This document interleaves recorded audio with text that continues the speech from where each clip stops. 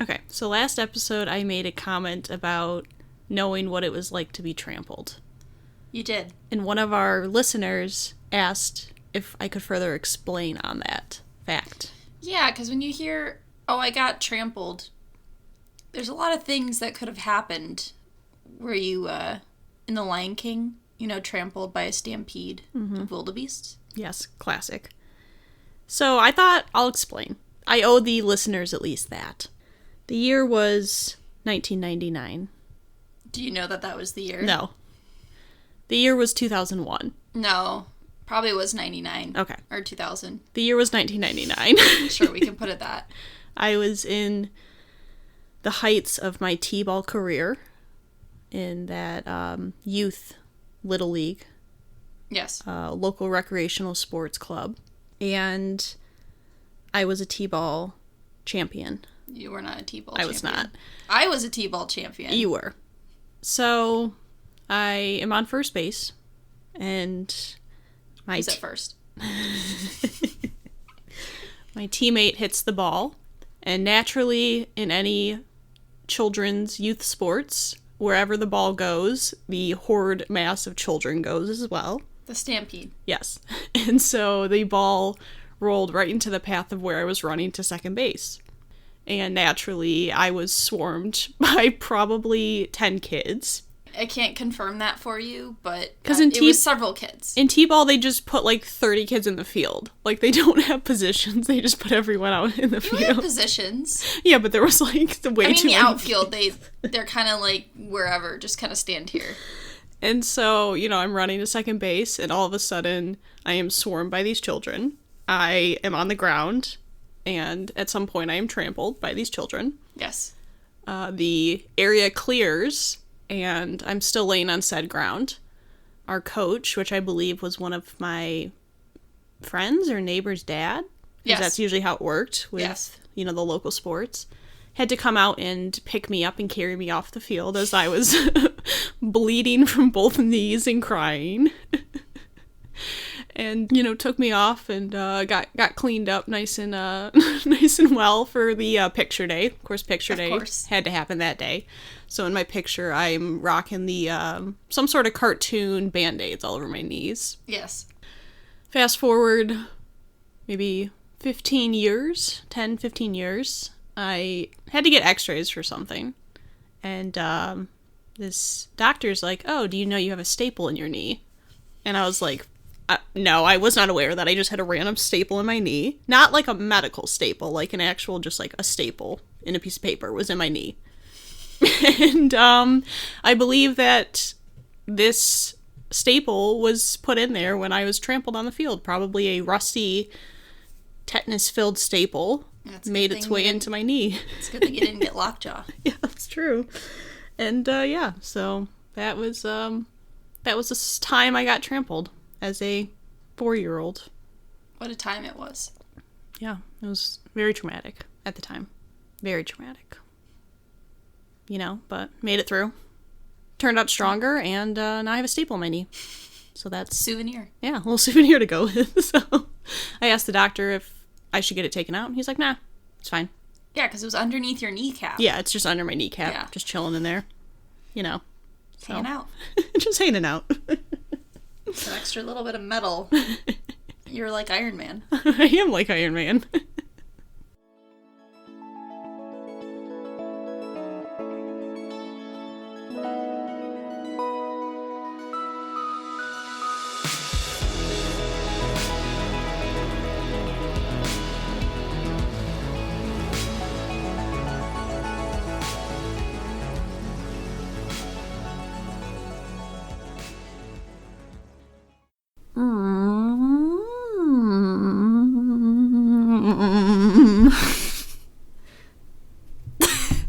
Nas!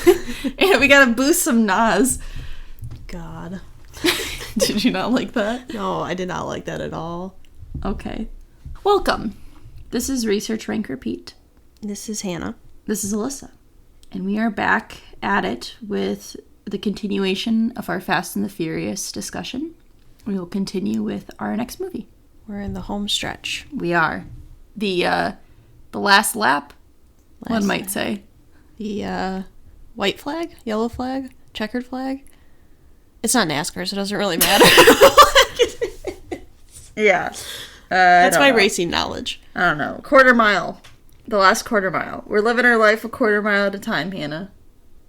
Just like Dom. Just like Dom.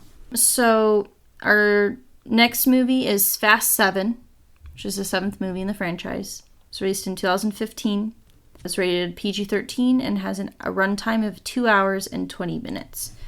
So, James Wan was the director of this movie, and I was reading something that Justin Lin, who had directed Fast and Furious 6, said that he would not be able to do the 7th movie because they were released so consecutively that he wouldn't have time to do post-production for the first movie, like for 6, so he didn't want to have to be working in 2 movies. So James Wan was brought on to direct this movie, and it was his first time directing in the series, and he normally had done horror films before that.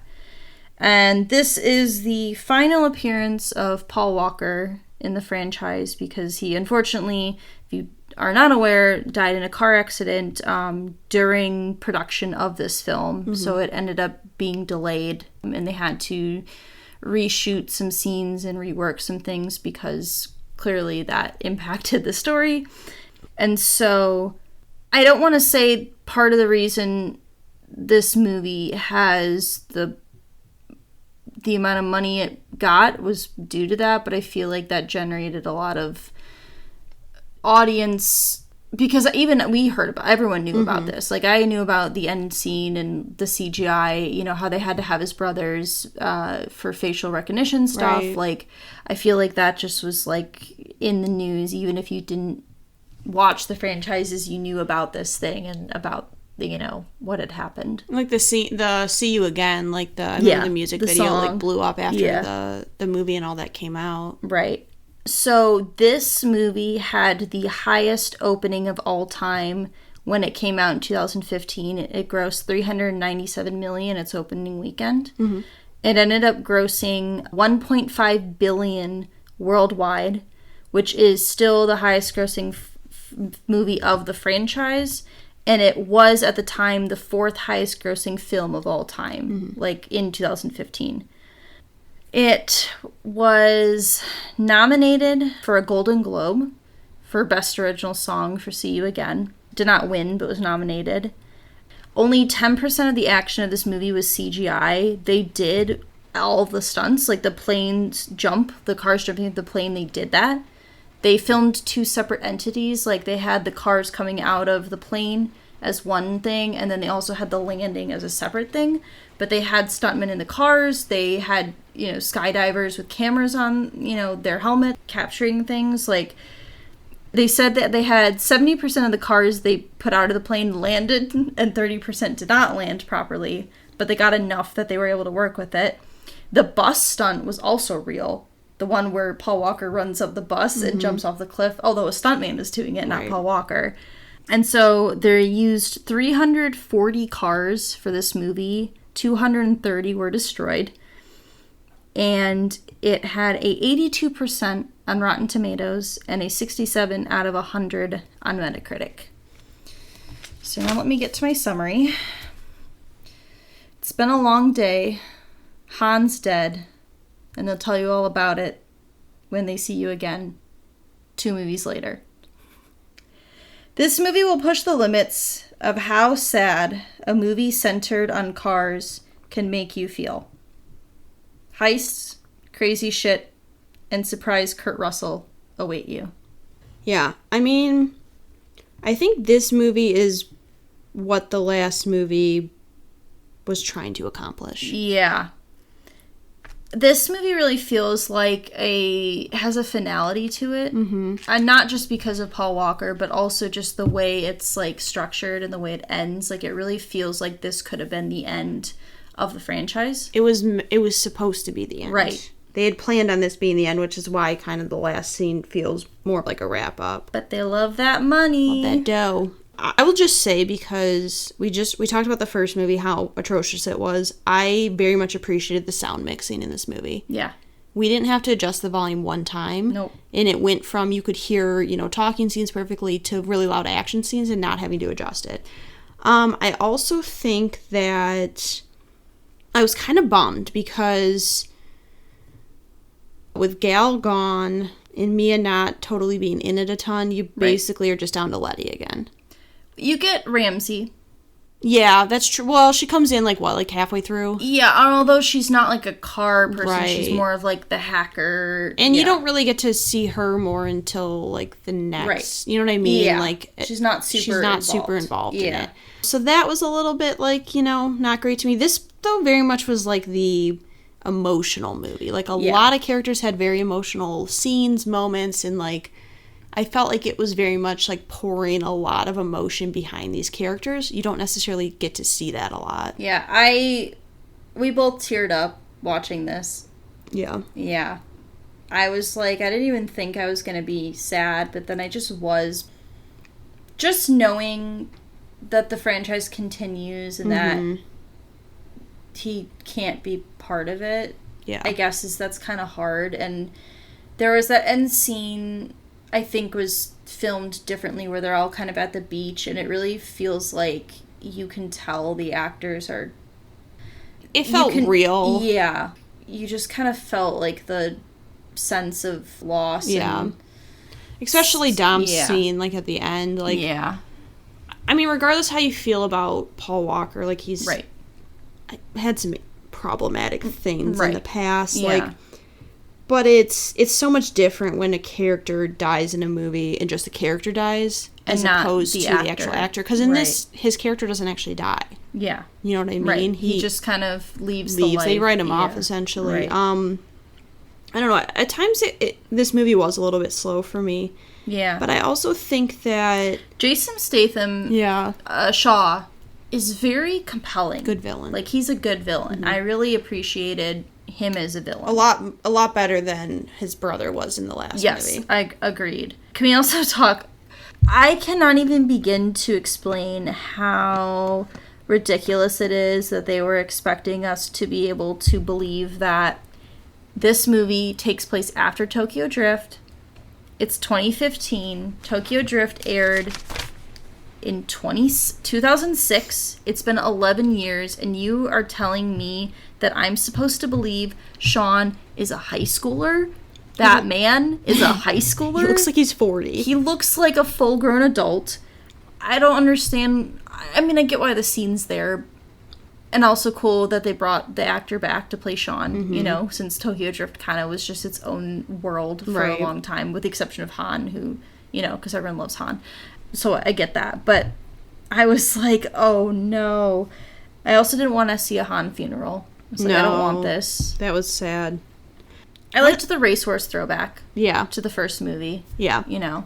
One of the things that I enjoy about not just this movie, but the franchise is when you get the scenes with, like, Michelle Rodriguez or Ronda Rousey or who was the woman in the last movie? Oh, Gina Carano. Yeah, when you get their fight scenes, they're so, like, different than what you normally see, I feel like, woman fight scenes in movies. Yeah. Like, they get to just be...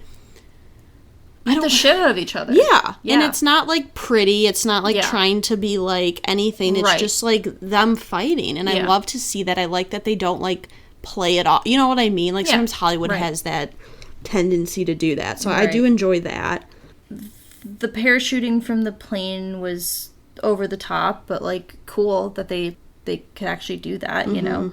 There was a lot of just casual explosions, and there was, like, a head-on collision. Dom and Shaw just had a literal head-on collision, and both just got out of their cars, like, no sweat, we good. Car chase through a cemetery, like... I almost wish this would have been the final film. Yeah. Because I actually think the ending was done really well. Yeah. I thought the ending was done very well. Similar to how I felt about Toy Story 3. Where... it almost takes away from that ending, knowing that it's not the true final ending. Oh my god. And then the power of memory, Hannah, brings Vin Diesel back to life. Because, you know, we can't do chest compressions and do CPR. That doesn't work. What works is talking to him about his life saying, I remember everything. You can't leave me, because if you die, I have to die too, and I'm not ready to die. So let's go. Wake up, chop, chop. And you know what? He He wakes up. comes back to life. That's all you need. Bring me, wake me up. Wake me up inside. Yeah, pretty much all I have. You know, it was good, sentimental, sad at times. Had a lot of good things going for it, though. Yeah, I agree. So favorite character, I ended up picking Brian. I just thought, like, having the dynamic about him, like, being a father and trying to adjust to this, like, domestic life and, you know, family. Yeah.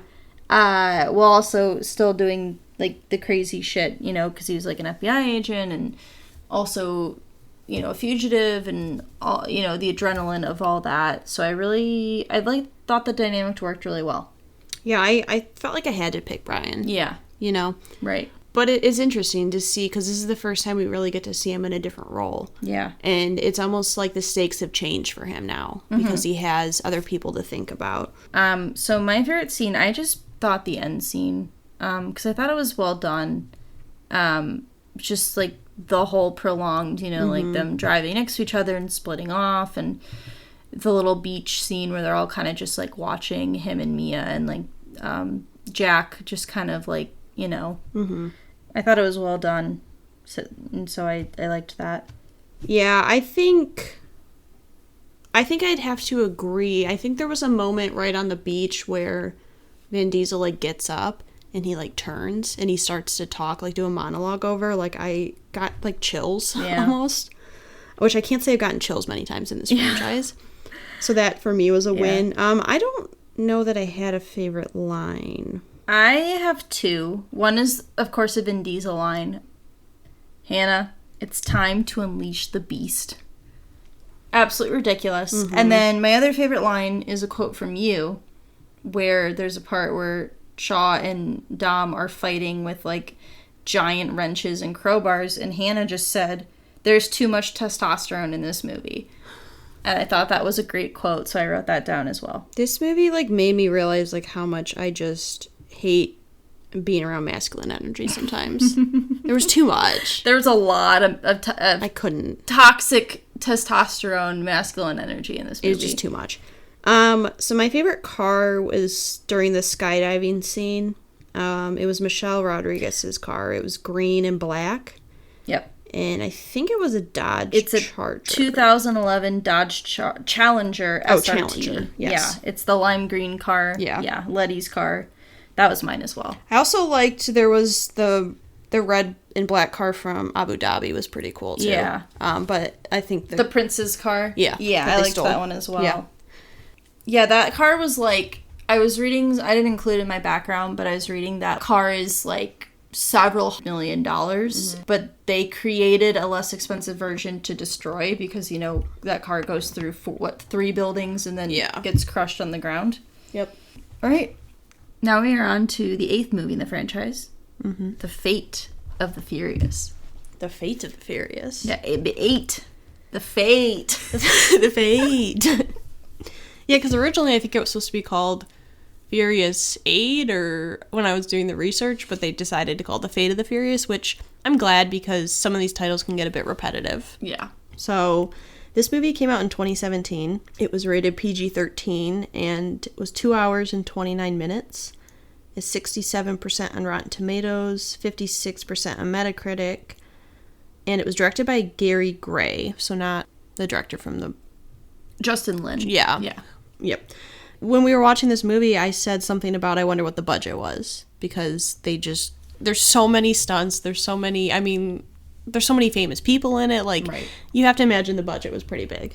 So for this one, the budget was between $250 to $270 million. Oh wow! Which I think the first movie, the budget was like 36. It was 38 million. Yeah. I think. And it grossed $1.2 billion. Yeah. Which at the time it came out, it was the highest grossing worldwide opening of any movie until Avengers Infinity Wars came out. Yeah. And I think it's like I want to say it's like the 11th or 12th highest grossing movie of all time. Yeah, and it's just slightly below the 7th. Right. Because that made about, I think, 1.25 billion. Right. So it ended up coming out to. Which is kind of insane. 1.5 billion. Mm-hmm. So, yeah. So this movie is sort of how the 6th and the 7th were meant to be like one line. This movie is, in a way, meant to be a continuation of the 7th movie as well. So it's kind of interesting with Fast and Furious because I noticed sometimes they do like, within the series, they do like sequels and stuff like that. Right. It's kind of interesting how that works. But my summary for the movie, submarines, prison fights, and Helen Mirren. In this 7th installment, Dom is forced to make the ultimate decision where in order to save his family, he must hurt them as well. Oh yes, I forgot to mention there is a secret baby. Of course it's a secret baby. A secret love child, as always. I have been shocked many times watching Fast and Furious. I did not see that coming. No, we had to pause the movie to try to do the math to be like, okay, when did they break up? What movie was that? How many years has it been? Right, because you find out Dom and Elena Yes. have a child together, which they hadn't been together once Letty came back. Right, which was in the 6th movie. Right, so we were trying to figure out the timeline. We said it may be feasible, but also it's Hollywood, so it's, a bit of plot convenience there. What are your initial kind of thoughts on this movie? What did you think of it as a whole? I thought it was fun. There's a lot of fun things going on. Like, I mentioned that this is the first time we had, like, a prison fight. Right. And that kind of aspect is fun. And it certainly felt like they were setting up for a Hobbs and Shaw spinoff with all the interaction between Hobbs and Shaw. And now I don't necessarily know if the spinoff came about because of how well the reception was of them paired together in this movie, or if they already were considering making this. Right. Because it certainly felt like that. I liked that dynamic a lot. I thought they work really well together. I liked a lot of the cast. Always love to see more Kurt Russell. Helen Mirren. I mean, who wouldn't want Helen Mirren to be their mom? Nobody. I mean, wouldn't want that. It felt like they were trying to make the stakes really high. I mean, they kill Elena, which, sad because she never got to do enough. And I actually liked her as a character. She's dead now. Sad times. Rip. But maybe she'll come back to life. Who knows? I mean, we've seen it happen more than once. And yeah, the end of the movie was a bit much, I think. The end climatic scene in Russia went on for a bit too long, I felt like, because it was like 40 minutes of just straight action. And also they were not dressed for the winter cold, and especially being people who do not live in an area where it gets cold, I do not believe that they would be totally content wearing like Midwestern winter attire, You wouldn't wear fingerless gloves when it's like -degrees outside? Oh, all the time, Hannah. I'd wear no hat. I'd wear like a leather jacket, Right.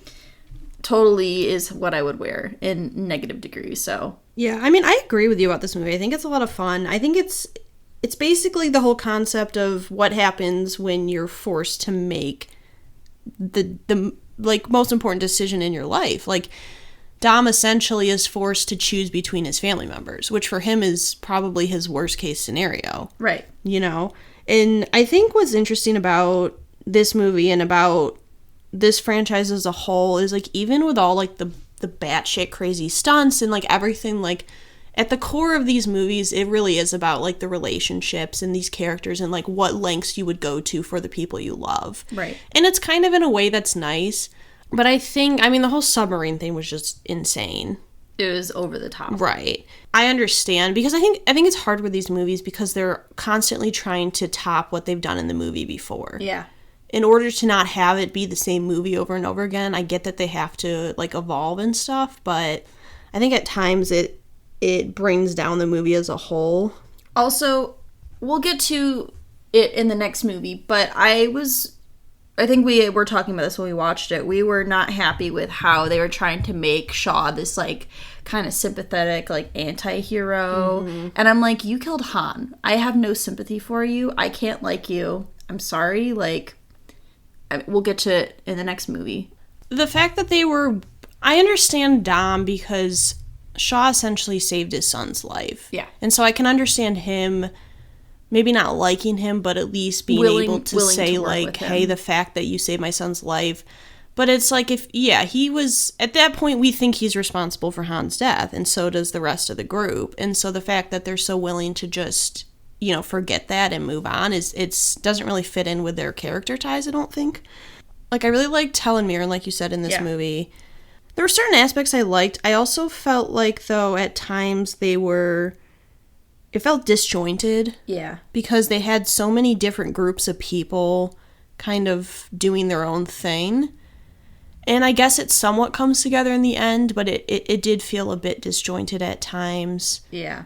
I think as a villain, Cypher, Charlize Theron. Right. I think she's decent. I mean... Yeah, she's fine. She's not necessarily like the hands-on villain. She's more of like the... behind the scenes. And more of like the psychological, like, torture villain, Gotta love that. One thing I thought was interesting is this is the first movie in the franchise that has scenes and takes place in New York City, which I thought was interesting because the first movie was originally supposed to be set in New York City because that's the article it was based off, was from New York City. So I thought it was interesting that they, like, waited this long to finally go to where they originally wanted the movie to take place at. Right. It was, like, fun. It wasn't my favorite. There was a lot of good stuff. I liked The Rock being like, I'm gonna beat your ass like a Cherokee drum. Yeah. I'm like, I just, like, their dynamic was fun. Yeah, and at the end, when he names his baby Brian, a little bit of a shout out to Paul Walker there. Yeah, I mean, it was a fun movie. I just think in terms of, like, maybe being as captivating as some of them, I didn't feel as invested. Yeah, I think because, like, we all know Dom's not switched sides. The stakes didn't feel, I mean, except for killing Elena, the stakes didn't feel like that genuine, I guess, is the way I would put it. Right. I mean, they kill Elena, like, halfway through. Right. So at that point, it's like, they're not going to kill the baby. Right, yeah. I mean, you would, for the most part, that's not going to be the case. Yeah. And the team obviously knows that there's some ulterior motive there. Like, they know there's a reason. Right. So that's probably what most of it is. I think I'm ready for favorites. Okay, so same here. So my favorite character, which I think is the first time, is Letty. Okay. So I think because of the fact that she had to deal with I feel like she knew something was going on with Dom, but she also wasn't being told what it was. Right. And you got to see a lot of her, like, struggle with trying to still be a part of the team, but she wants to fight for Dom, but also she's, like, feels betrayed and hurt by him. Yeah. And so I like to see her struggle there, and I think it was maybe the most, like, emotion, character development you got to see out of her this whole franchise. I agree. I kind of did two characters. Letty was one of them for the exact reasons that you said. And then the other one was Rome. I just thought he had a lot of really good humor in this movie. And the dynamic he brings to the group. In this movie, I thought the humor was really well done. But there wasn't, like, one standout character in this movie for me. Like, there wasn't, like, one person I was like, oh, they're my favorite. I thought it was, like, the group dynamic was pretty good. Yeah, I would agree.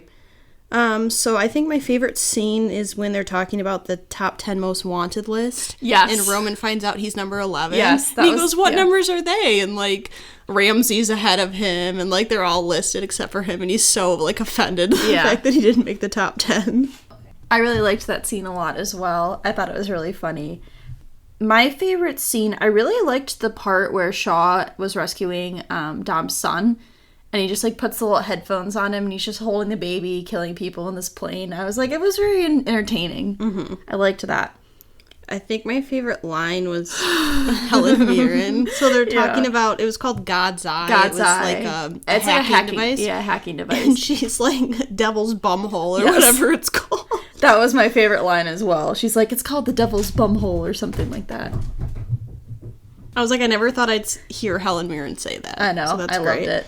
And then my favorite car, it was the car that Roman was driving when they were, like, harpooning Vin Diesel's car and trying to drag it. It was red and white. Yep. It's a 2010 Bentley Continental GT Vorsteiner BR9 edition. Yes. Very long car title. So I had two cars. both my cars were cars driven by Rome. One of them was the car that you just mentioned, and then later he drives a lead I was trying to say a Lamborghini. A red Lambo Murcielago LP640. It's just like this really sleek red Lamborghini. I really liked it as well. Yeah. And I had written up both those cars, and I was looking, and I'm like, okay, who drove these? I'm like, okay, Rome drove this one. Yeah. And he also drove this one. So I'm like, okay, it all fits. Yeah. Okay. And now I'm very excited, Hannah. We had a first for our podcast. We went to the movie theater. Mm-hmm. We saw F9, or Fast and Furious 9, in theaters last night. And was so excited because we brought our notebooks. We went into the movie theater. I took some notes, although they're very sideways because I couldn't really see super well. I had my notebook on my lap and I completely forgot about it until the end of the movie, so I took notes in the car right after. I took some more notes in the car because I took a little bit here and there. But yeah, it was really fun. I was really excited to get to do that. Because, we don't always, we're not like movie critics. Right. But, some of the things we cover are movies. So it was fun getting to do that, getting to go and see movies in the theater. But again, as we discussed earlier in our last episode, if you had told me that my first movie back in the movie theaters after the pandemic would be F9. I would have said F you. Get the F out of here. I have a question pertaining to this movie theater aspect. Oh my god. What? Go. No, just go. I think I know you're going to ask me. Well, no, this is just a question. I was just thinking about this. Do you think the fact that this is the only movie of this franchise we've seen in the movie theaters, that will impact how we feel about it? Yes. Okay. I was going to say, I wrote a note about that because I am unsure if I enjoyed this movie more because I saw it in a movie theater and I haven't been in a movie theater in almost 2 years. And I think the movie theater experience is a little bit different. I mean, obviously it's a bigger screen. I feel like the sound, you're more surround sound. And also I think we were more excited because we haven't been to a movie in so long. Right. And so I think maybe I wonder if I watch this movie in a year, just at home, how I would feel about it. No, I completely agree. Yeah. I was going to say something about that later. Because I did enjoy this movie. I mean, I'll let you get into some background stuff first, but I enjoyed it. Same. Yeah. Same here. And also, can we just discuss the amount of people who got up during this movie? I don't know if I've just forgotten what people are like in movie theaters, but people were getting up every 5 minutes. And it was the same people would get up 4 or 5 times and just casually walk out. And I was like, okay, maybe they're getting refills. Didn't come back with anything. People were getting up 5 minutes into the movie. Yeah, and there was a part where literally I think 10 different people all stood up and got up, and I was like, what is happening? I was like, did we just forget what it's like or what? But yeah, that there was a kid next to me who was just on his phone the entire movie, and I'm like, okay, why did you come here then? Right. But yeah, so let's talk about some background. So Justin Lin, the director, has returned for this movie. He was missing from the previous 2 entries, but he's back now. They also had a new writer for the screenplay because Chris Morgan, who had written the second movie up till 8, he went to work on Hobbs and Shaw, so he was unable to write this movie. So they brought in a new writer to write the screenplay. So this movie had 5 different release dates, ranging from 2019 to its release date, which was last week. Yeah. And it was originally, the set air date was April 1st, 2020, but then due to the pandemic, it got pushed back to 2021. It has a rating of PG-13. Clearly, it has come out in 2021. Has a runtime of 2 hours and 25 minutes. So far, it has grossed $405 million in the box office. A lot of that is the international audience because it released a month early internationally and is just released now in the United States. The Rock was supposed to be in this movie, but he then left because they were creating the spin-off. So initially, he was signed on for this movie and then later confirmed that he was no longer in it to be in Hobbs and Shaw. Now, so far, because again, this is a new release movie, it currently has a 60% on Rotten Tomatoes and a 59 out of 100 on Metacritic. And the producers and studios have said that the series will conclude with a 10th and 11th installment. But again, they've said that they were going to conclude the series before, and look how many movies we've gotten after that point. Right. So we'll see. That's all I have for background, so now I will give my summary. Head back to the theater this summer to see a Fast and the Furious film that actually acknowledges the existence of Tokyo Drift outside of Han. Oh, but he's also back as well. The gang's all here to take on family. Don and Mia's brother, John Cena. Cars will fly like Tarzan, dodge landmines, and somehow survive space. So, I just want to first address the Han returning. Yes. I had heard about this, and in the trailer, he's in scenes. Yeah. I wasn't sure if it was going to be like a twin brother situation or if it was actually going to be him. But I do remember reading that Justin Lin, who directed this movie, I guess he was upset about the last movie, what we had talked about, how they sort of just forgave Shaw for killing Han. Right. They thought that was like a little bit like a cop out there. Yeah. So he was like really excited, he said, to be able to bring Han's character back. It's weird because we've seen the scene of Han dying 4 times. 3 or 4 times now, and yeah. it doesn't really add up. What they're describing is that, like, Kurt Russell's character, they had a plot to fake his death. But then Shaw thought he killed him, but then also DK thought he died, so it was like 4 different people. Yeah, it doesn't really add up, but I tried not to think too much about it. Well, no, they needed a way to bring him back, and I understand that. That's fair. But I think it was really fun. I think the humor was good. I think a lot of these characters were at their best. I thought what they gave Ramsey was great. Yeah. I loved, like, the way that, because, I mean, it was like, she's like, I don't know how to drive. So there's this one scene where she's driving this truck, and she's just hitting everything, and, like, I loved that, because it's, like, play to their strengths. Like, she's a hacker first and foremost, and not a driver. So I liked that they worked with her, and I felt like Mia got to actually do things in this movie, because they brought her back. We were concerned with Mia coming back. We knew her character was going to be back. We thought maybe it would be to take care of Vin's son. Right. You know, because we knew Vin and Letty were going to be, like, in the action parts. Obviously, their son wasn't going to be with them. So we thought she was going to kind of be in that role.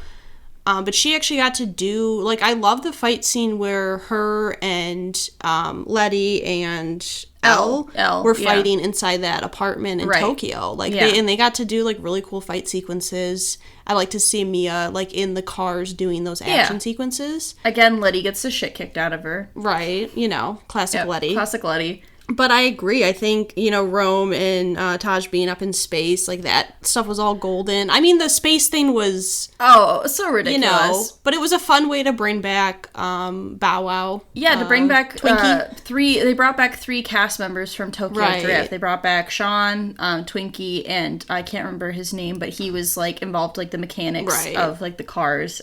Bringing them back. I'm sad that they, you know, Sean didn't get to drive, you know, with them. Yeah, I mean, he got to fly a plane. He got to fly a plane, and they did bring them together at the very end, but I was like, I wish he would be, like, in the crew. Yeah. Because, you know, Tokyo Drift previously has gotten, like, is just its own separate entity, with the exception of Han. I wondered, too, because I read somewhere the reason that the actor, I think his name is Lucas Black. Lucas Black, yeah. The reason he wasn't able to be in the 8th movie is because was on NCIS New Orleans. Oh, okay. He's like a main actor on that, and he didn't have like the time commitment. So I wonder if they were trying to find a way to bring him in, and not have to have him in too many scenes. I see, yeah. But that's fair. I mean, that part, the space thing, was just a little, you know. I will say though, insane. I really liked how they went, like, had Rome be really meta with him being like, are we invincible? He's like, he's like, we should be dead. Like, with all the things that we've experienced and all the stunts. And I'm like, we keep saying that every movie. We're like, how are these people still alive? So I liked that they kind of made that a thing, this movie, where they're, like, acknowledging, like, yeah, this is so over the top ridiculous. Like, we should be dead, given everything that we've experienced. Yeah. I also like to see it was cool to see the flashback scenes. Yeah. You know, a lot of these characters, we don't really know a lot about their, like, upbringing. Right. Their childhood, minus a little bits here and there that are said. So to see kind of Dom and Jacob's backstory with Mia and sort of this complicated relationship they had after their father's death, and like kind of a misunderstanding. It's interesting to see. Like John Cena, to me, it's like weird because he's so charming. Yeah. But also, like, I don't know that he's a great actor. I don't think so. I just think it's the fact that, like, he buys into it. Like, he just goes for it, I think, is what works for him. So I thought that was interesting. I like to have Cypher back. Yeah, I liked her, like, kind of smaller role in this movie. Right. I would agree with that. We got a small scene of Helen Mirren, which, you know. Love it, as always. Kurt Russell made a brief appearance. Which, love that. It's interesting because I like that they tied back to the first movie, because that's when we find out, you know, Dom's dad had died because of a race, you know, and he had beat somebody with a wrench. Is why he went to prison initially. But I also felt like that was some of the weakest stuff of the movie. Just because, like, the misunderstanding bit, I just felt like that was so weak, considering Dom is so much about family that he just immediately believes his brother killed his dad, like, with no question. He just was like, you killed our dad. Why'd you kill our dad? Also, if you lose this race, you have to leave and you can't come back. And I just, like, that was, I just don't know, that just seemed a bit silly to me. It was weird, like, you thought he would have gotten a chance to explain his side of the story. And he didn't. And so that was a bit weak to me. I did like seeing that, but I, like, in comparison with the rest of the movie, I thought that was probably the weakest stuff. Yeah, that's fair.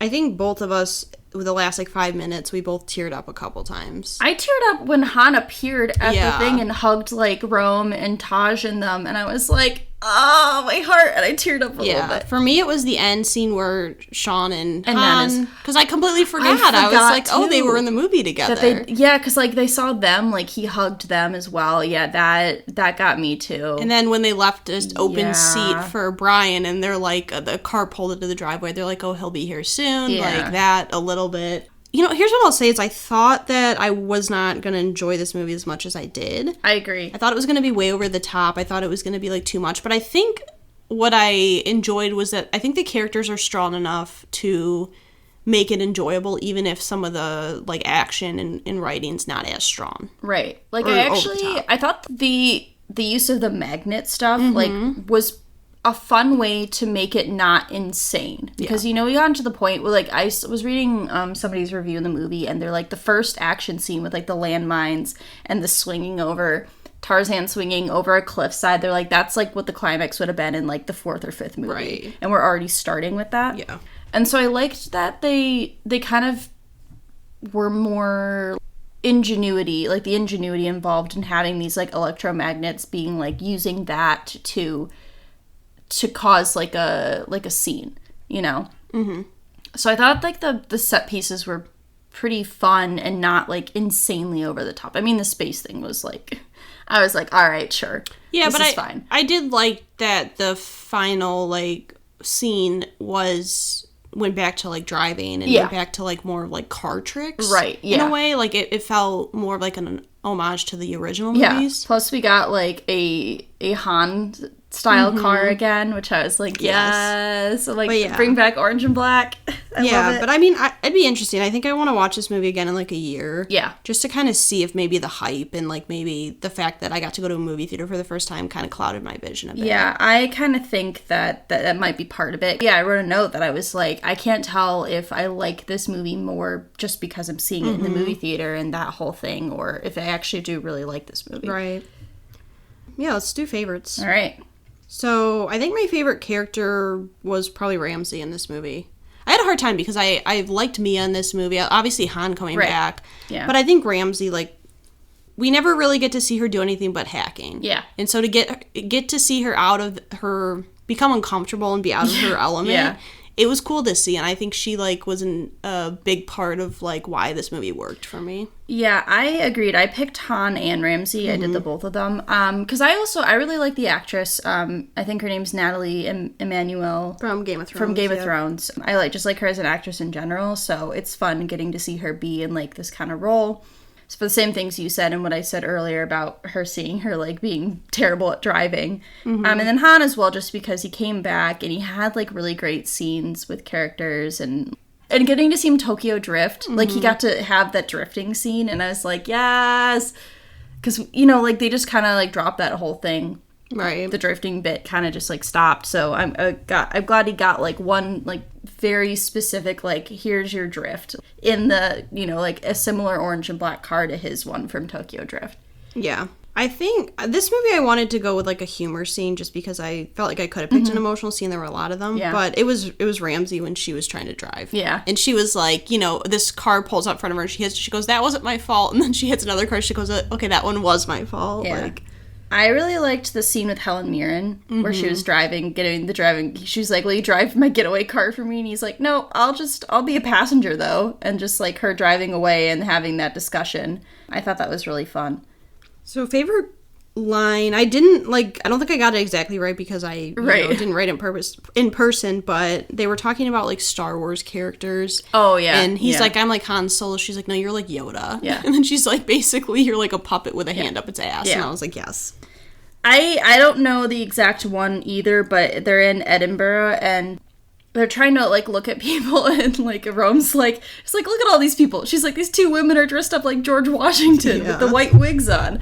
And just like a lot of his humor was really funny this movie. Yeah. My favorite car, I had to go with Han's. Black and orange. It was a 2020 Toyota Supra, so they upgraded his car. Yes. But it was pretty much identical to In style. his, because I think it was a Toyota Supra. It actually in was Tokyo not. Drift. I looked it up. It was a Mazda. It was a Mazda, so it wasn't a Toyota. Okay. Yeah. But it looked very similar. But yeah, I think it was cool to, because I know that's a really popular car from the franchise. Yeah. So I think it was cool to bring it back, but doing like an updated version of it was cool. That was my runner-up car. I ended up picking Helen Mirren's car that she steals. It's a purple 2018 Noble M600. And we don't really see purple cars that often in this franchise. And it just like looked very sleek and cool. And like when I was watching it, the two cars I wrote down were Han's car and Helen Mirren's car. And like upon looking at the pictures of them after the movie, I just decided I liked that car better. Yeah, I mean, the other purple car I can think of, which I didn't end up picking, it was from the second movie. It was Roman's convertible. Car. Yeah. Because I love Suki's pink car so much more. Yeah, I know. Yeah, that's the thing. Like, I would have picked that car had Suki's car not been in that movie, but it was so great that it deserved its recognition. All right, so we are going to get into Hobbs and Shaw, which technically takes place before F9, but we watched it after, so we're putting it last. Yeah, because it kind of functions as a spin-off of the series, and now having watched it, there really isn't anything that ties into the plot of F9. That's not like a minor thing. Right. So this movie came out in 2019, rated PG-13 and runtime of 2 hours and 16 minutes. Had a 67% on Rotten Tomatoes, a 60% on Metacritic, and it grossed $760 million worldwide. It was directed by David Leitch. I believe it's Leitch. Okay. And it's, like you said, a spin-off set after the events of the 2017 Fate of the Furious. It follows Luke Hobbs and Deckard Shaw, their own respective worlds, I guess I would say. Yes. And at some point there is supposed to be a sequel to this movie, which they kind of set up at the end of the movie. They do, yes. So the director actually makes a cameo appearance in this movie as the helicopter pilot for what's it called? Edion. Idris Elba. No, like the company. Oh, I don't know. I think it's Edion. I didn't pay attention to that. Right. It's not knowledge I have anymore. Also, you get cameo appearances by Ryan Reynolds and Kevin Hart. Yes. And the director is actually the director from Deadpool 2. Which so makes kind of sense. makes sense why Ryan Reynolds was there. I know Kevin Hart's a big, or his friends, really good friends with Dwayne Johnson. Right. So yes, kind of makes sense why they're both in there. So after the entire, they went through all the expenses, revenues from this film, the net profit was actually only $84 million. Yeah, I can see that. I mean, it makes sense because if you think about just the budget for, like, the crazy stunts and all that, but then you also think about, like, the people who they had in the movie and who they have to pay and all that, it does make sense. So that's pretty much all I have. Here's my summary of Okay. Hobbs and Shaw. Oh, I should say it's technically called Fast and Furious Presents Hobbs and Shaw. Okay. But we're just going to call it Hobbs and Shaw for this sake. If you thought Dom's family was the only one in the franchise, you would be dead wrong. In this spin-off, we meet the Hobbs and the Shaw families. Masculine rage threatens to overtake the world when an organ-melting virus is in danger of being spread. Will this movie be overtaken by guest cameos, or will a true queen rise and save the day? Is that true Queen Helen Mirren? No, the true queen is Helen Mirren's daughter. Oh, okay. Hattie. Hattie. I mean, yes, that's fair. Also too. Helen Mirren, but Helen Mirren was only in it for 5 minutes. Yeah, she was in the beginning and the end. You know. Yeah. Being Helen Mirren. You know, she's a dame. She's busy. She is a dame. And busy. Getting that. Okay, let's just. So, how did you feel about this movie? Well, I went in not really knowing what to expect. I honestly, the only thing I knew about this movie was that it was Hobbs and Shaw, the two characters. And I was fully convinced that they were in prison at some point, but they must have used footage from the previous movie in the trailer, because I knew I had seen the trailer for this movie. And I was like, I remember them being in prison. So I guess they must have just reused footage for the trailer. From the Fate of the Furious when they were in because prison. when they're in prison together. It's interesting because there is almost absolutely no use of cars in this movie. It is the furthest thing from a Cars movie. Would never describe it as a Cars movie. It is fully a action adventure, not even like heist, but just like save the world action movie. Mm-hmm. And I like the two leads. They do blend well together. There certainly were a lot of celebrity cameos and roles in this movie, which is why it makes sense why it grossed, like, actual profits were so low, probably because of the amount of money they had to pay all these actors and actresses for. But it was fun. Mm-hmm. It was a fun movie. It wasn't one of my favorites, but, like, it's serviceable. It did what it needed to do. Got a few laughs. Got some good action scenes. I mean, I love Idris, so I'm not mad about him being in there, you know, being Black Superman and all. Mm-hmm. Totally content with that. I'm going to be honest, I was really dreading having to watch this movie. Okay. Because my problem with when Hobbs and Shaw were first, like, introduced to each other was that it was just, like, too much for me. It was too much, like, masculine energy. Too much toxicity. Right. And I was like, if I have to sit here and watch a whole 2-hour movie of just these two men, like, I'm going to lose my shit. Yeah. I was really happy about Hattie's character. Mm-hmm. Because I think she kind of, like, called them out on their shit multiple times. It was like, you guys clearly can't work together, so I'm gonna go. And she's like, I don't have to listen to you two. And I liked that we got a strong, again, like, I feel like Fast and Furious is good with doing strong female characters. But at some point, they realized that it's helpful to have strong female characters. Yes. And so I liked her addition. I thought it was really smart to have her character, and I think she blended well with the two. I was kind of like, when I thought her and Hobbs were going to have, like, a romantic relationship, I was like, I don't need this. But then they kind of, like, glossed over it, so I was like, that's okay. I didn't know Ryan Reynolds was going to be in this. No, and he played Ryan Reynolds. And it, like, to me, it worked. I mean, it's Ryan Reynolds. Right. So, like, it's gonna work. Like, when him and his daughter were talking about Game of Thrones. Yes. I was like, this is great. Okay, so I just want to make sure, did you watch all 3 end credit scenes? Yes. Because there were 3 of them. Okay. Because I always watch the end credits because I'm expecting at least one. At least one. But and sometimes there's 2. And then I was about to click off and all of a sudden another one popped up. Yeah. So then I had to sit there and, like, make sure there was no more. But yeah, there were 3 end credit scenes. And I mean, I like Ryan Reynolds as an actor, but he's kind of gotten to a place in his career where he can literally just play himself in every role. And I mean, for the most part, it works. So I'm not mad about it. But I was like, oh, Ryan Reynolds is in this. Oh, and he's playing Ryan Reynolds. Okay, great. Right. Great. I'm on board with this. This works for me. I think, like you said, it really doesn't have anything to do with cars. It was weird because I ended the movie and I was like, oh, I didn't even pay attention to the cars because there really weren't many cars to pick from. When I went on the, had been using this Fast and the Furious, like, Wikipedia for previous movies to look up cars. They only had 3 listed in the entirety of the movie. So I was like, all right, guess I'm going to pick between these 3 because I really can't remember any of the cars. Yeah. I also think maybe there were one too many big action sequences. They did tend to draw on for a really long time, and I'm not gonna lie that I maybe skipped forward a little bit. through one of the action scenes. Well, because there was like an hour left, and I was like, this should technically be the final sequence. Yes. And then there's still an hour, and then there's another final sequence. Yes. So maybe one too many final sequences. Yeah. And lots of unrealistic stunts. Mm-hmm. Where I'm like, The Rock is sliding down a metal, like, wire down a building with his bare hands, and his hands are totally fine. There's no rug burn or rope burn on his hands. He would have bleeding flesh for the amount of velocity and force that his mass is flying down that building. Like, even more unrealistic than Fast and the Furious, some of these things. Like him pulling the Chris Evans, the helicopter muscle grab from Winter Soldier, I think. Mm-hmm. Or is it Civil War, where he's holding the helicopter? I think Civil War. We had one of those moments where The Rock is holding a chain of a truck in one hand and then another chain for a helicopter. And we had that, like, testosterone moment. And I'm like, all right, well, we already got this with Chris Evans, and I liked that one already, so we don't need this. Right. It's not as good. Yeah, did you notice the director's voice for the, like, organization was Ryan Reynolds? I kind of thought it was.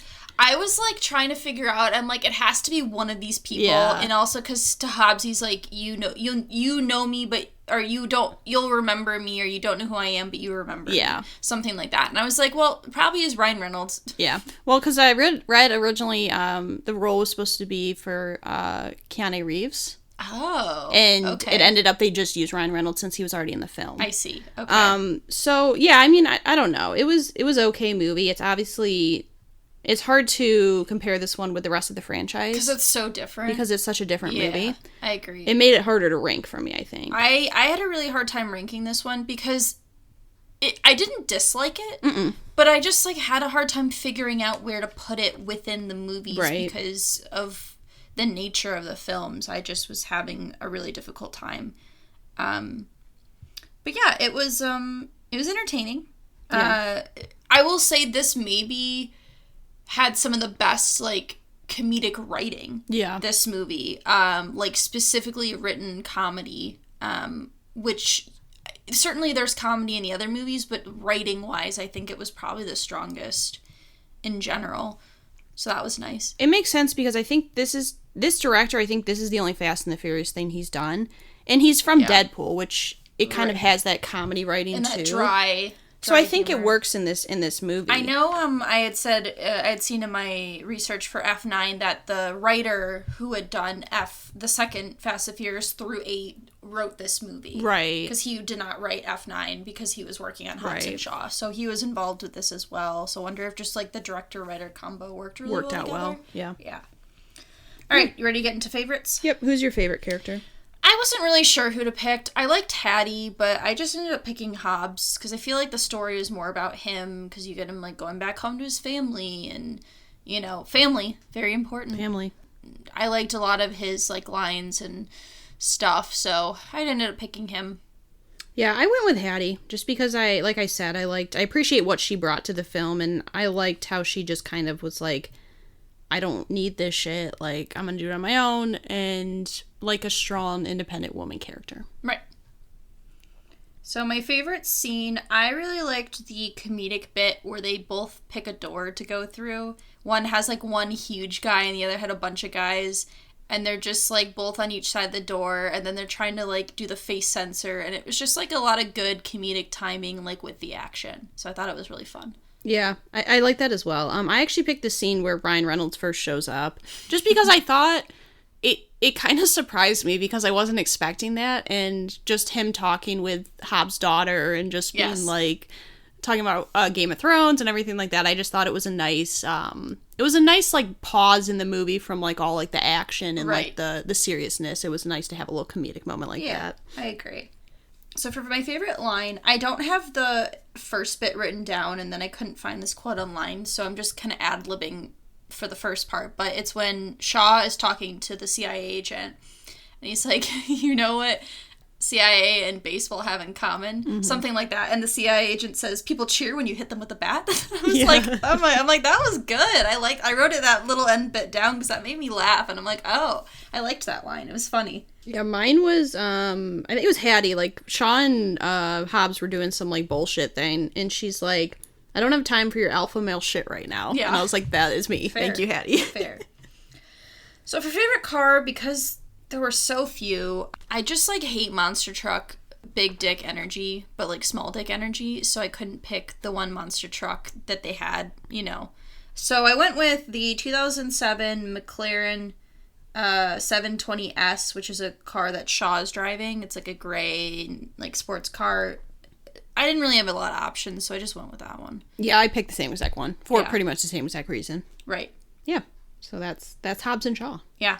Real takeaway here is that please put Idris Elba in all your movies and I will watch them. Yeah. He like really did play a compelling villain. Plus, he's just like, I just like him. He's Idris Elba. He's That's Idris. fair. He's Idris.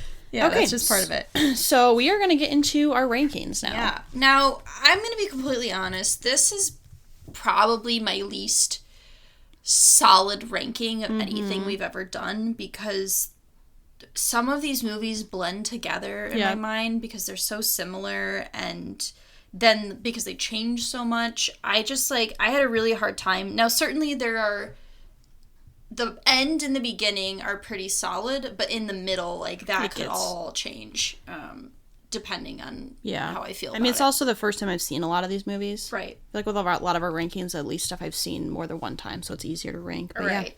So, do you want to start or you want me to start? I'll start. Okay. So last place, it's Too Fast, Too Furious. I don't really need to say much. It's just the writing was horrible to me. It was like the least, as a collective movie, it was the absolute worst. I agree. I put Too Fast, Too Furious as number 10. It did give us the greatest car of all time, being Suki's pink car. Shout out to that car. That's probably, other than Han's car from Tokyo Drift, that's my favorite car from any of the movies. But I agree. It's just, it was not strong. It didn't utilize the characters the way they needed to. Acting was still not great. Story was pretty bad.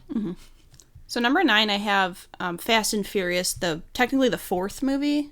I think with this one, it suffered from a really bad, like, identity crisis. Like, it was kind of stuck in no man's land. It wasn't sure if it wanted to be a racing movie or an action movie, and it just kind of fell flat in every facet.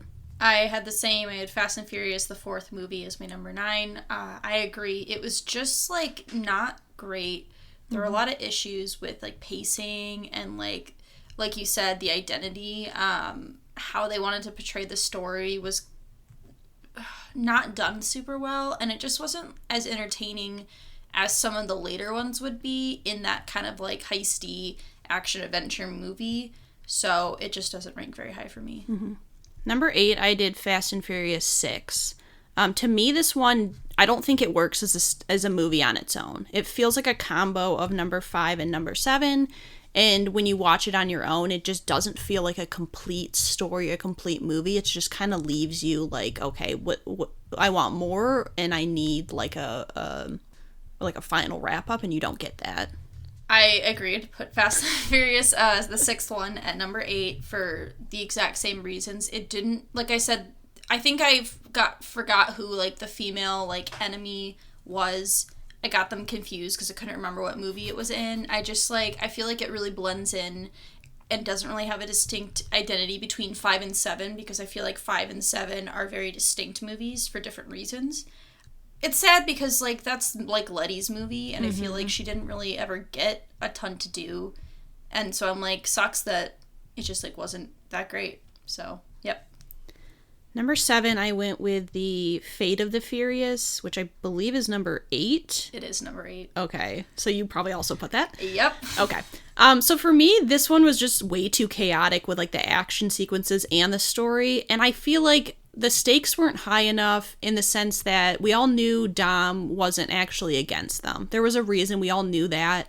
And so it really didn't feel, I mean, Elena does get murdered. Like, that sucks. But for me, it's like we know he's not going to turn on them in the end. So it didn't feel like the payoff was ever there.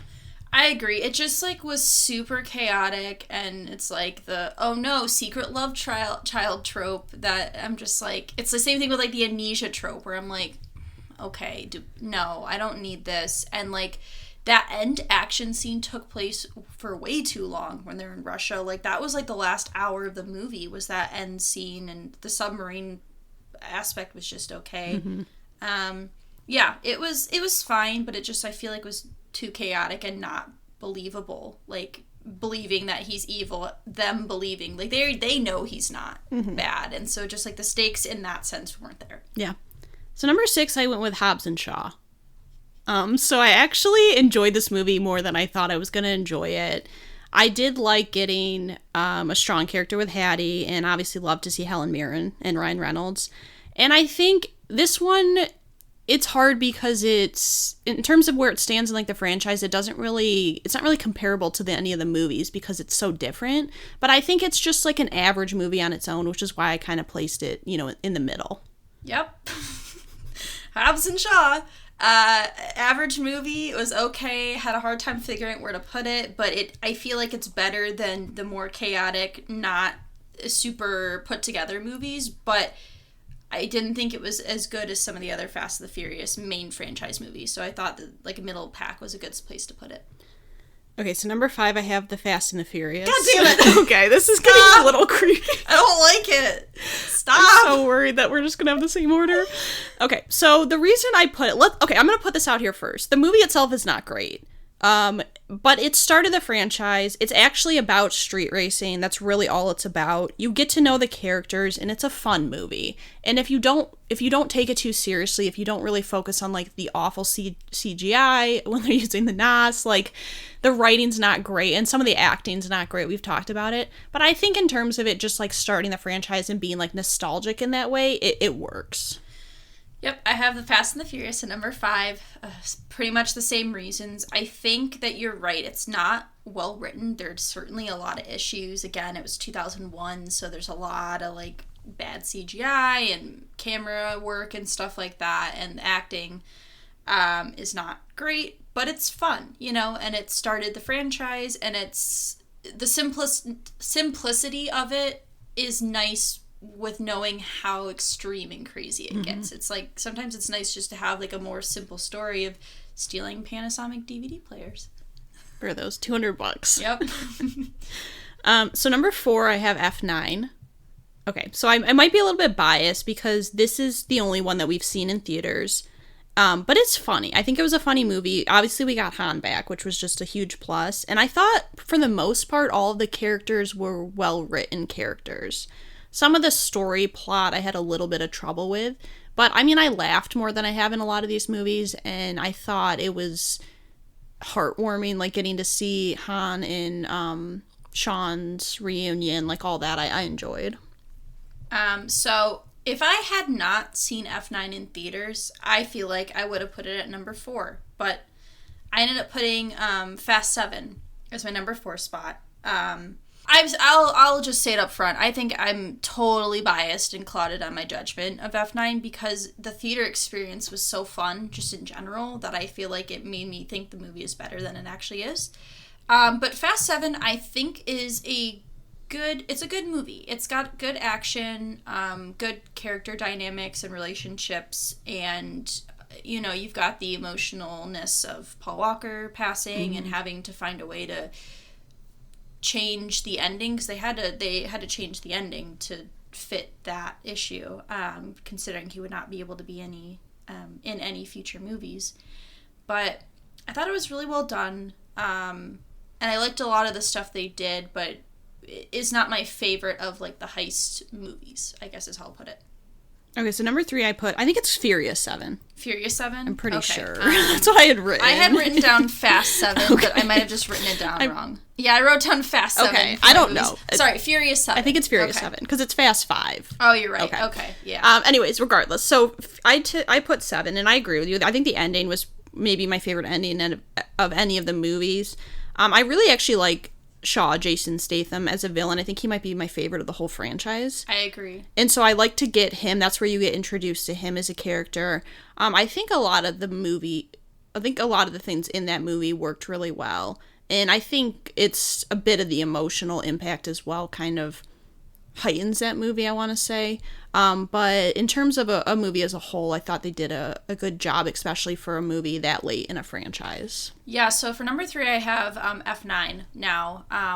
Some of it is just because going to a movie theater, hadn't done it in so long, and so getting to see, I think, the action in that environment, like, I feel like made it feel better than it was. You got a lot of really good character dynamics, some really good action scenes. I don't really particularly think John Cena's, like, the best, like, villain / anti-hero, which is fine. He's serviceable, but I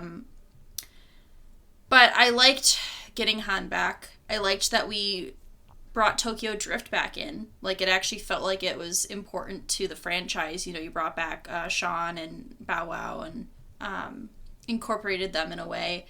And I just thought it was, like, an all-around, like, fun, funny experience. And, you know, was totally fine to see as a first movie back in the theaters. You know, as now having seen this franchise, like, I'm not mad about it. It was a fun experience. Yeah. Number 2, I went with Fast 5. I think the reason that this one was so high up my list is because they fully committed to not just doing the straight up racing movie, as unlike what 4 did. And they just went completely for the heist aspect, very like Ocean's 11.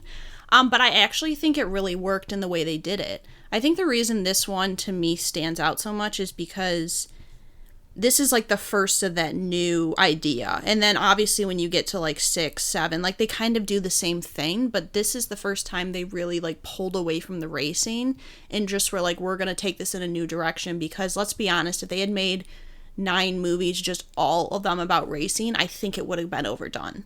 And so having the, I guess, courage to be like, we're going to try something new and it actually working. I liked all the characters in this. I think I like to see Mia get more screen time in this movie and just like the interactions interesting. So for number 2, I put Tokyo Drift. And it's very interesting to me, like, when doing research, seeing that this movie is usually considered the worst in the franchise. Like, certainly now I think it has more of like a cult following. But for a long time it was considered the worst. Like, people really did not like it. But there's something like, not like endearing, but there's something about it that I just really like, that I think works really well. I mean, Han, I love Han. It's not even like, I don't even think Sean is necessarily that good of a lead. But I just like the character dynamics, I think, are really good. Like, DK's a pretty good villain. You know, it is kind of like this high school, like, fish out of water high school story. But it has, like, a lot of fun elements. And I think what I was talking about earlier is right, where people have come to like it a lot more because it's, like, the last movie that is just focused on the cars and, like, street racing and that dynamic before we start to, you know, go off into, like, action-adventure, heisting, and crazy stunts and things like that. So there's just, like, a lot of really good things that I like about the movie. Mm-hmm. So number 1, I obviously have Tokyo Drift. And when I watched this movie, like, I actually couldn't believe how much I enjoyed it. And it's, like, I love the characters in this. I think it's actually my favorite story, like, a collective story throughout. Obviously, I love Han. I think Han might be my favorite overall character of the whole franchise, if we're talking just in general. I would agree with that. Okay. And, I mean, I obviously love the drifting. I love how they took the movie, still made it about driving, but introduced us to a new form of driving. We had never seen drifting before in any of the, I mean, not really in the first 2 movies. And it's interesting how using a whole new cast of people, for me, worked in a way. Obviously, it worked. I ranked as my number 1. You get a new location, like, and I don't know. I think, and a lot of times in the later movies, I was like, I miss the simplicity of, like, a Tokyo Drift scene, just driving scene. And so I think for me personally, it's like the overall story and everything, it's the best they've done. So for number 1, I have Fast 5. And I think you're right where you were talking about how, like, they decided to, like, take more of a risk and change the franchise to try to appeal to a broader audience. And I think clearly it paid off. I don't think you would be able to have 10 movies solely about racing cars. I don't think that would work, and that wouldn't be as marketable and make as much money as clearly the franchises has continued to make throughout time. I think, though, that this is the best movie because it combines a lot of the elements from the first 4 movies, but then expands on it. Because you get Han, you get all the main leads back together, and you build this crew.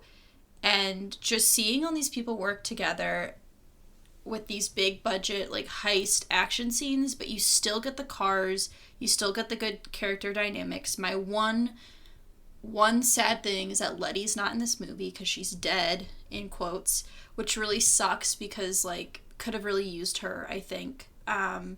But I think it's just, like, a really well-done movie. Like, it was really fun. I wasn't expecting to enjoy it as much as I did, but when I was writing notes, I was like, I really like this movie.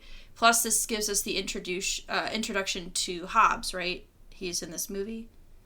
Yeah, because Elena and Hobbs both are introduced in this one. Right. Hobbs, not Luke Hobbs.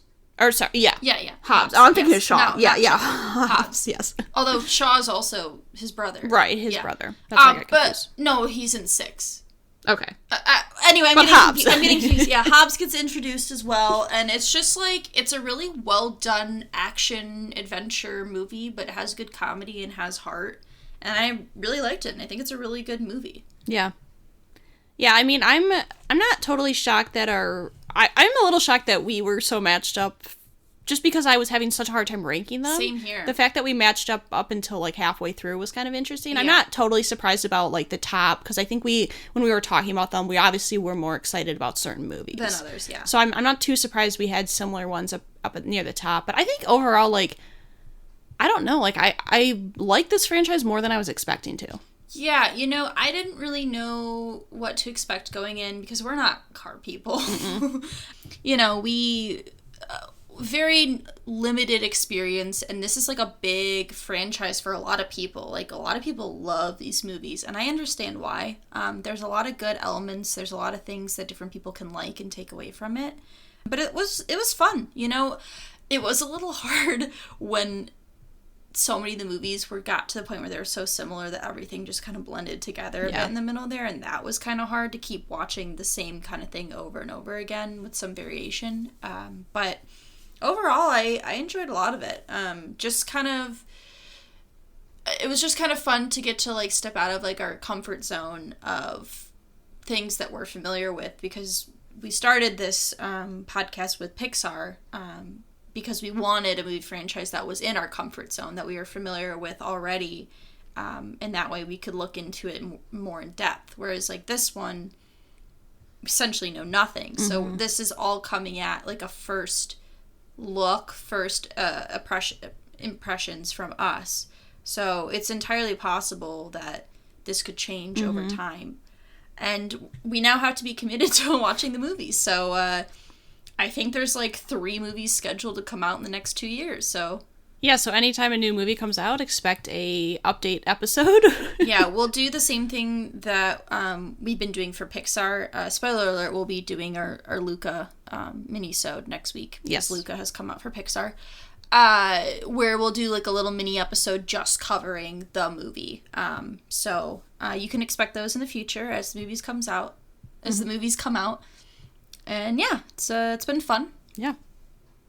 If you would like to share your favorite Fast and Furious movie, or Fast and Furious car, or character, whatever you would like to share about Fast and Furious. Yep. You can send us an email or, message us on Instagram or Twitter. Yep, we will respond. Unless you want to talk about feet, and we will not respond, so please don't do that. We're still not taking any foot fetish emails, stories. No, thank you. Please keep that to yourself. No, we will not accept. But yeah, so thanks for listening, and we'll be back next week. Yeah, and I would like to just double down on that being the most disturbing thing from this franchise that I have ever seen. That includes the rat bucket torture. I would place Papa Dwight above that scene. I agree. On that note, have a good day. Yep. See you in the fast lane. Vroom, vroom. Zoom, zoom. Family. We would like to thank Joseph McDade for our intro music. He provides free music available for all kinds of creative use. The song that we used is called Sunrise Expedition, and you can find it and his other music on his website, josephmcdade.com. If you would like to reach us, you can email us at r3podcasts@gmail.com. That's R, the number 3, podcasts@gmail.com. Or you can find us on Instagram by searching Research Rank Repeat.